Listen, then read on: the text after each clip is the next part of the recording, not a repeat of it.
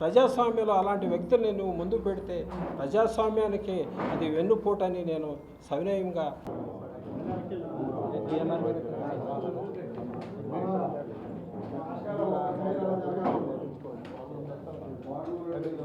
Control చేసేసాము, అందుకే పక్క రాష్ట్రానికి వెళ్ళాడు మా ఎంపీ గారు అని చెప్తారేమో.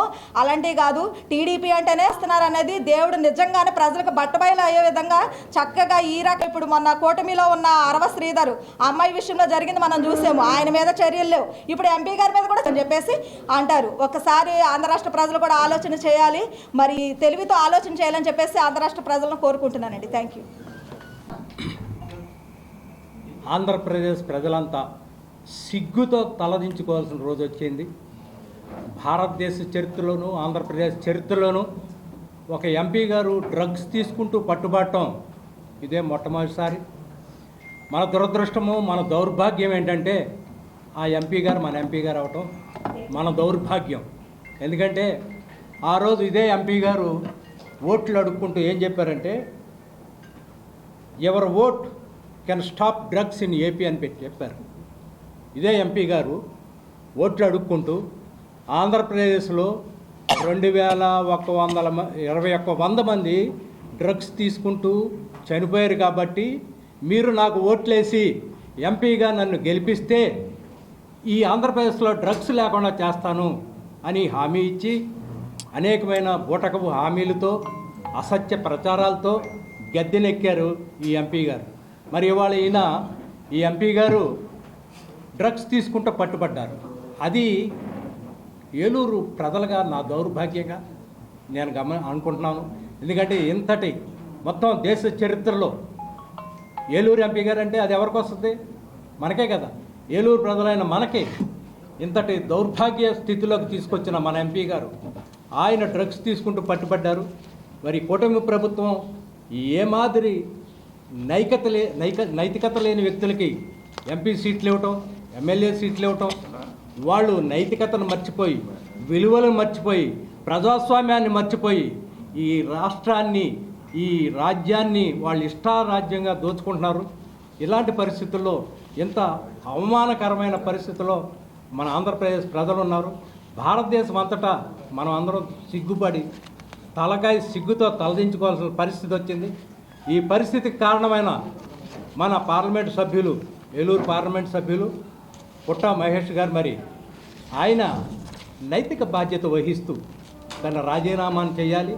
ముఖ్యంగా కూటమి ప్రభుత్వం ఇకనైనా మరి ఆ పుట్టా మహేష్ యాదవ్ గారి మీద సరైన చర్యలు తీసుకోవాలి. కూటమి ప్రభుత్వాన్ని మేము ఒకటే డిమాండ్ చేస్తున్నాం. అయ్యా, మీ ప్రభుత్వం పరిపాలన గాడి తప్పింది, మీ ప్రభుత్వంలో రెడ్ బుక్ రాజ్యాంగం నడుస్తుంది, మీ ప్రభుత్వంలో ముఖ్యంగా మీ కూటమి ఎంపీలే డ్రగ్స్ తీసుకుంటూ పట్టుబడ్డారు.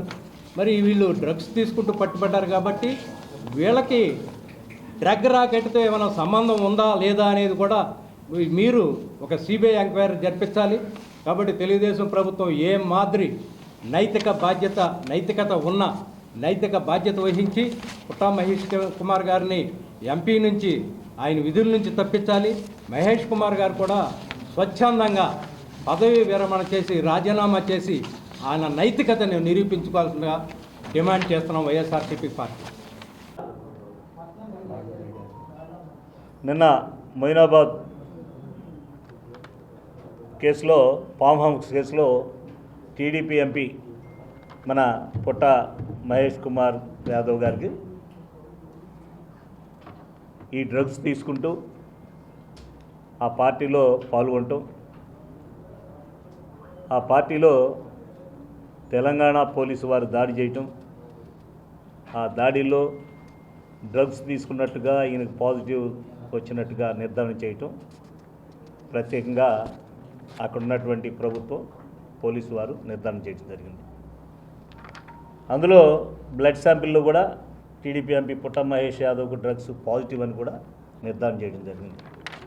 ఇది పోతే ఇలా ఈ రకంగా ఈ పుట్టా మహేష్ యాదవ్ గారు గౌరవ పార్లమెంట్ సభ్యులుగా ఇక్కడ ఎన్నిక కావటం, ఈ ఎన్నిక అయ్యేందుకు ముందు ఎన్నికల్లో ఆయన చెప్పినటువంటి మాటలు, పెద్దలు చెప్పినట్లుగా ఆయన చెప్పినవి ఏంటంటే, ఈ రాష్ట్రం అంతా, ఆంధ్రప్రదేశ్ అంతా కూడా డ్రగ్స్తో ఇక్కడున్న యువత అంతా కూడా నాశనం అయిపోతున్నారు. 2107 మంది ఇప్పటికే ఈ డ్రగ్స్ వల్ల చనిపోయారు. నాకు ఓటేసి నన్ను గెలిపిస్తే డ్రగ్స్ లేని ఏలూరు పార్లమెంటు నేను ఇక్కడ మీకు సేవలు అందిస్తానని చెప్పడం జరిగింది. అంటే ఎన్నికల ముందు చెప్పిన మాటలు ఎన్నికలు అయిన తర్వాత ఏమిటంటే కేవలం ఈ డ్రగ్స్కు బానిసలైపోయి బానిసలు ఇవ్వటమే కాకుండా కొంతమందిని సుదూర ప్రాంతాల నుంచి కూడా తీసుకొచ్చి ఈ ఫామ్ హౌస్లో ఎంజాయ్ చేయటం అనేది వీళ్ళకు మొదటి నుంచి ఉన్నటువంటి ప్రధాన అలవాటైనటువంటి విషయం ఇప్పుడు మనందరికీ తెలుస్తుంది.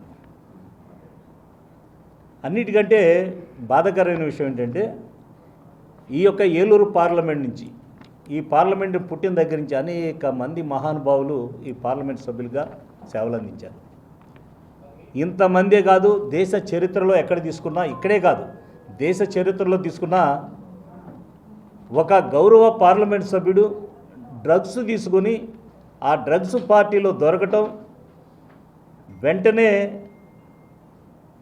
మరి పోలీసు వారు పట్టుకుని వాళ్ళకి పరీక్షలు చేస్తే పాజిటివ్గా నిర్ధారణ అవటం అనేది ఈ దేశ చరిత్రలో మొదటి పార్లమెంట్ సభ్యుడిగా పొట్ట మహేష్ కుమార్ యాదవ్ గారిని ఈ రోజున దేశం అంతా కూడా ఈ రోజున గుర్తించాలి. ఎందుకంటే కేవలం ఈ డ్రగ్స్ తీసుకునేటువంటి పార్లమెంట్ సభ్యుల్లో ముందు వరుసలో ఉన్నాడు పాపం, మొదటి వరుసలో.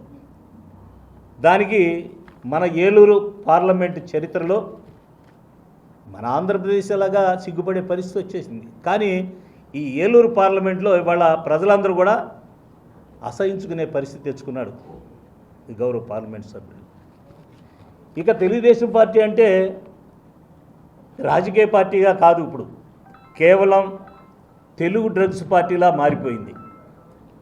ఏకంగా Eluru TDP MP Mahesh Kumar Yadav Hyderabad drugs పార్టీలో పట్టుబడటం, ఈ డ్రగ్స్ పార్టీలో కీలకంగా వ్యవహరించినటువంటి వ్యక్తి ఇదంతా కూడా చాలా ఆలోచన చేయాలి. రాజస్థాన్కు చెందినటువంటి ఆయన మిత్రుడు మాజీ ఎమ్మెల్యే నితీష్ శర్మతో ఈ డ్రగ్స్ పార్టీ పెట్టింది వాస్తవేగా. ఎంపీ మహేష్ కుమార్ యాదవ్ అని కూడా దీన్ని తేలింది. మహేష్ యాదవ్ డ్రగ్స్ వాడినట్లుగాను పరీక్షల్లో పాజిటివ్ వచ్చినట్లుగాను నిర్ధారణ అయిన మాట వాస్తవం కదా. ఒక పార్లమెంట్ సభ్యుడై ఉండి భయంకరమైన డ్రగ్స్ పార్టీని నిర్వహించడం, అందులో పాల్గొనటం, అడ్డంగా దొరికిపోవటం ఆషామాషి విషయం కాదు.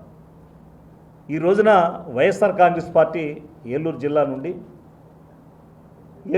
వైఎస్ఆర్ కాంగ్రెస్ పార్టీ డిమాండ్ ఏంటంటే, మీ గౌరవాన్ని కాపాడుకోవాలంటే మీరు డ్రగ్స్ వాడుతూ డ్రగ్స్ పార్టీ పెట్టి పాజిటివ్గా దొరికిన మీరు ఎంపీ గారు వెంటనే రాజీనామా చేయాలి, ప్రజలకు క్షమాపణ చెప్పాలి. పైదాడులు నిర్వహించినటువంటి పోలీసులపైనే కాల్పులు జరిపారంటే అసలు మహేష్ యాదవ్ గ్యాంగులను